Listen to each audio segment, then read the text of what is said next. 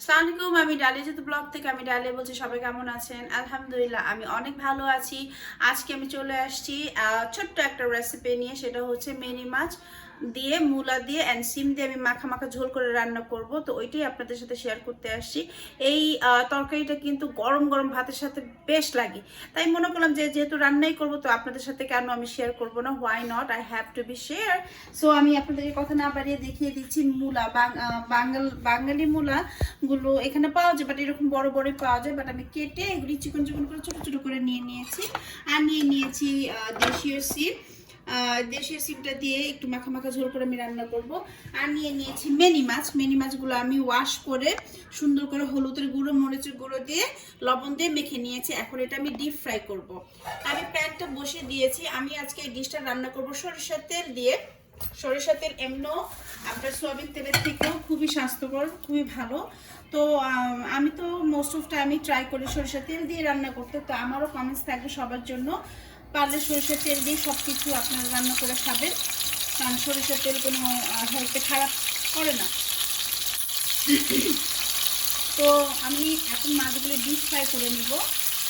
একটু ফ্রাই হলেই দেন আমি মশলাটা কষিয়ে মূলা আর সিম দিয়ে মাখা মাখা ঝোল করে রান্না করব। আমার কিন্তু ফিশ ফ্রাইগুলো হয়ে গেছে। আমি তেমন একটা লাল কটকটে করে ভেজে নেব না, আমি ঠিক একটু হালকা একটু ফ্রাই করে নেব। কারণ বেশি কটকটা করলে মিনি মাছটা খেতে ভালো লাগে না, জুসি জুসি লাগে না। তো আমি এইভাবে ভেজে নেব। এবং আমি একটা হাঁড়ি বসিয়ে দিয়েছি। আমি যখন এটা রান্না করব তখন এই মাছটার ভেতরে একটু জুসি জুসি ভাব থাকবে এবং খেতে খুবই ভালো লাগবে। আমি যে অয়েলটা দিয়ে আমি রান্না করেছি, আমি ঠিক সেম অয়েলটা আমি ইউজ করব। আমি এই অয়েলটা ইউজ করবো, এই অয়েলে আমার হয়ে যাবে।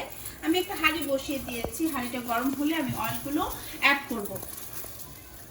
আমি তেলটা দিয়ে দিলাম, আমার এই তেলটা, ভাজা তেলটা, কারণ এটার মধ্যে অনেক সুন্দর একটা স্মেল আসবে। এটা কিন্তু সরিষার তেল। আমি আপনাদেরকে আগেও বলেছি যে সরিষার তেল দিয়ে আমি রান্নাটা করব। এখন আমি দিয়ে দেবো পেঁয়াজ কুচি। বিসমিল্লাহ।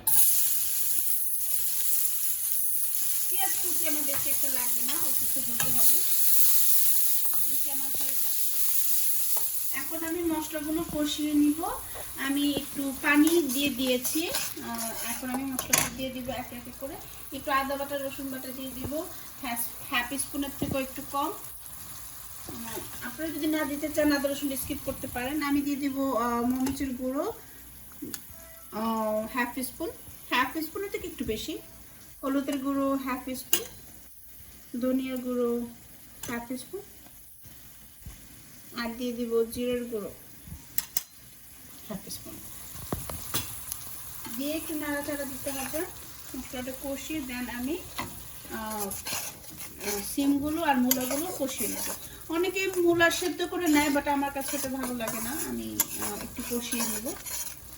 আর আমি অ্যাড করব সামান্য লবণ, স্বাদ মতো। আপনারা আপনাদের স্বাদ মতো দিয়ে নেবেন।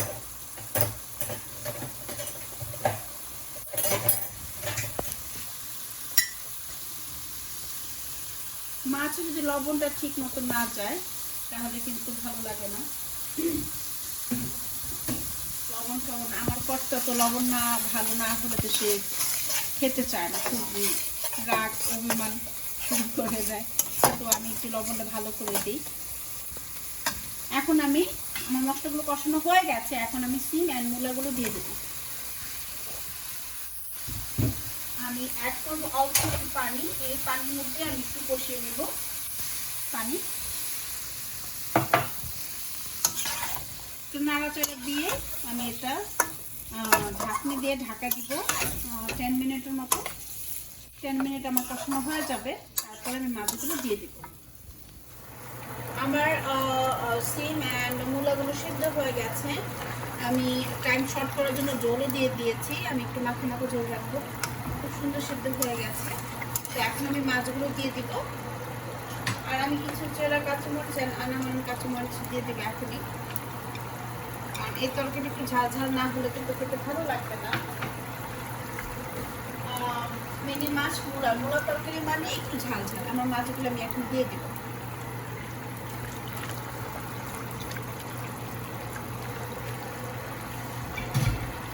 দিয়ে একটু নাড়াচাড়া দিয়ে আমি এটা 5 মিনিটের জন্য একটু ঢাকা দিব। মূলগুলো ভেঙে গেলে বা শিমগুলো বেশি গলে গেলে খেতে ভালো লাগে।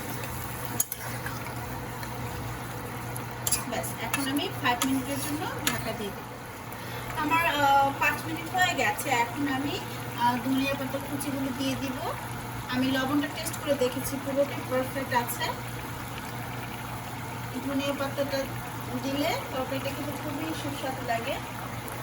তো ডিয়ার ভিউয়ার্স, আমার রেসিপিটি যদি আপনাদের ভালো লেগে থাকে লাইক শেয়ার কমেন্ট অবশ্যই করবেন, করতে একদমই ভুলে চলবে না। আমার চ্যানেলটাকে সাবস্ক্রাইব করে আমার পাশেই থাকবেন।